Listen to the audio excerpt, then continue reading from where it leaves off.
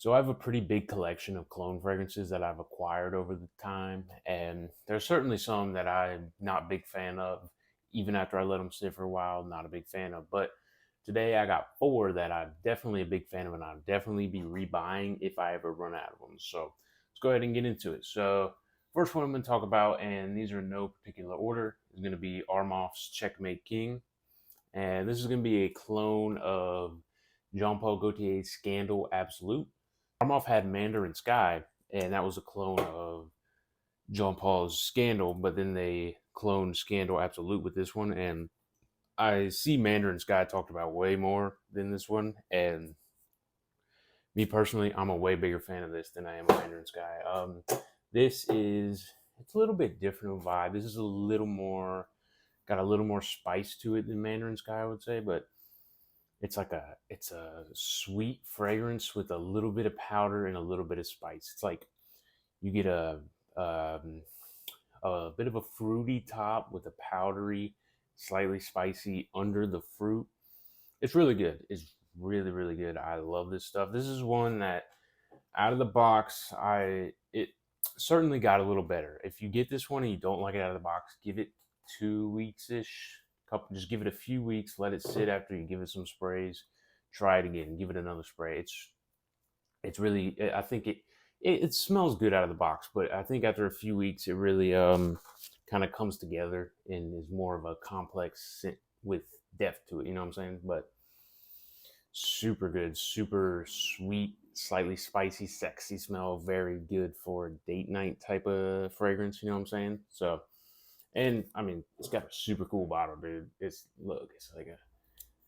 I'm a big fan. I like chess, so I was already buying this when it got announced before I even knew what it smelled like because I like chess. But it just so happened to smell really good. Good performer, by the way, too. You'll get about six hours out of it, I'd say. So that's pretty solid. 30 bucks. What more can you expect? Anyways, number two, we're gonna go with Hype Beast. Certainly a very talked about one. It's gonna be Liquid Broom from French Avenue, I believe. So Liquid Broom, you probably heard about it. If you haven't heard about it, this is a clone of Parfums de Marly's Altair, and a very good, very, very good clone of Altair. About as close as you want a clone to get.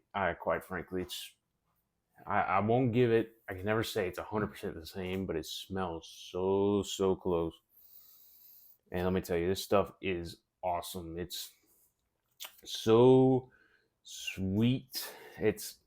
But it's like almost a sweet floral to me. I get some white florals, like a cinnamon top with some white florals under it is what this smells like to me. If you've never smelled Broom or Altair, that's about the best comparison I can give to you is a cinnamony white florally, but white floral in a not an old lady type of way, and it's very subtle. I don't know if that's what I don't know if everybody says it has white florals. Quite frankly, I don't know how people compare, but that's just what it smells like to me. But it smells awesome. It smells super good.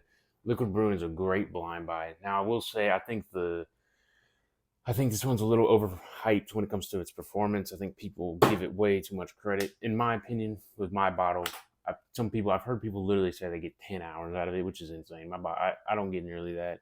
After about 6 hours, it's essentially a skin scent for me. I get a good 4 hours of performance out of it, 4 to 5, and then it kind of dies out. That's just my experience, though. Scent is subjective, obviously, and the batches can be subjective and stuff, but that's just me. And I mean, I've macerated mine for almost half a year now, so that's certainly not the issue, but that's just my experience. People call it a beast mode. I don't agree per se, but that's just me. Anyways, next on the list is going to be Offnon's Supremacy Collector's Edition. This one of the more recent fragrances I've picked up, and this one lived up to all the hype I've heard it get. A clone of Creed's Absolute Aventus, and when it came to buying a clone for that, I was stuck in between this and Club de Nuit Perso, but I ended up going with this.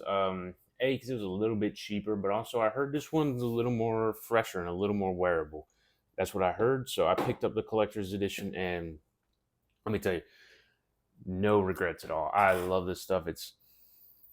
It's okay. So I think one question I've seen a lot of people having when I was looking into this was how similar it was, because it's a clone of Absolute Aventus, and people who've never smelled Aventus and Absolute Aventus, they don't know per se the difference of it, and it's certainly not redundant. If you own any of the Club de Nuits, Intense Man, any of that stuff, don't worry about this being redundant just because it's Absolute Aventus compared to Aventus. There's a little bit of that pineapple in there, but other than that, this is way more fruity, way fresher, way more, in my opinion, way more wearable. And like that one, obviously, I think is the Club de Nuit Intense Man. It's over there somewhere. It's and I don't even know why I'm talking that much about it, quite frankly. It has nothing to do with this fragrance.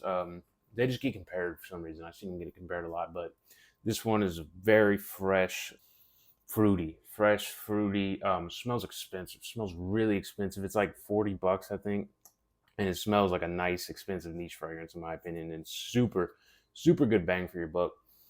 Smells awesome. So fruity. A little bit of that smokiness too, but just mainly fruity. That's the main thing you're gonna get from this, and it's totally, totally worth it. An awesome presentation too, by the way. I have it somewhere in there. It's a nice box, has all the notes on it and stuff. Super nice presentation. I love that fragrance right there. And last but not least on the list is going to be Game of Spades Wildcard. This is going to be the most expensive fragrance on this list, and it's going to go high 50s, I think, low 60s, I think I paid for mine.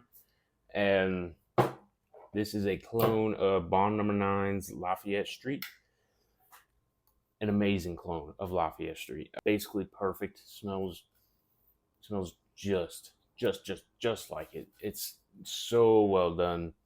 This stuff smells expensive. Smells so good. It's certainly a great mass appealing fragrance. A lot of people are gonna like it, but it smells so different than anything else. It's a really synthetic smell.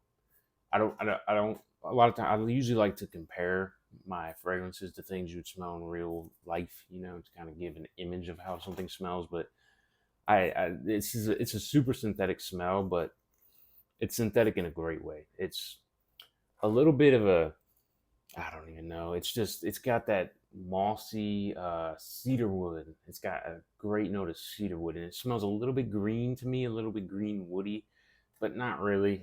You certainly get the cedar though. If you know the smell of cedar, it's comparable to that. That's a good image to give you, as to a good note to get an accurate description of the smell. But it's awesome.